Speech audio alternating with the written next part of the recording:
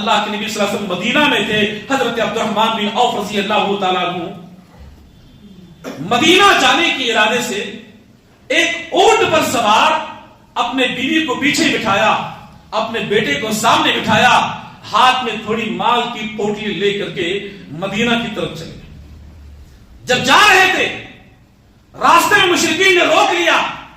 روکنے کے بعد سب سے پہلے عبد الرحمن بن عوف رضی اللہ تعالیٰ عنہ کے جو برادری والے وہ آئے. کہا کہ کہاں جا رہے ہو؟ کہا کہ میں محمد رسول اللہ صلی اللہ علیہ وسلم کی طرف جا رہا ہوں.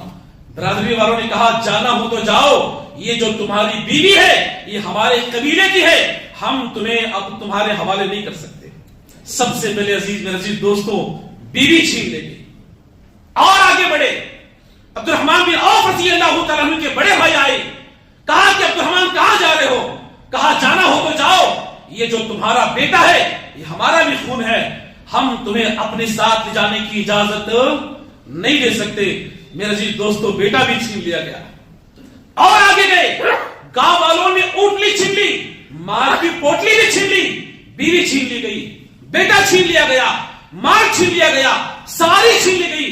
حضرت عبد الرحمن بن عوف رضی اللہ تعالیٰ عنہ پیدل چلتے ہوئے بغیر جوتوں کے پیروں میں خون ٹپکتا ہوا مدینہ پہنچے. محمد رسول اللہ صلی اللہ علیہ وسلم نماز ادا کر رہے تھے. جیسے ہی سلام پھیرا اللہ کے نبی نے حضرت عبد الرحمن بن عوف رضی اللہ تعالیٰ عنہ کو دیکھا. دیکھنے کے بعد کہا عبد الرحمن کہو کیسے آئے اور کیا لے کر کے آئے؟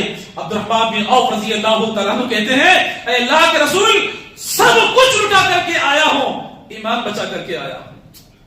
نبی نے کہا عبد الرحمن کہتے ہو سب کچھ لٹا کر کے آئے ہو, ایمان بچا کے آئے ہو, عبد الرحمن تم تو جنت پا کر کے آئے. یہ تھے صحابہ کرام.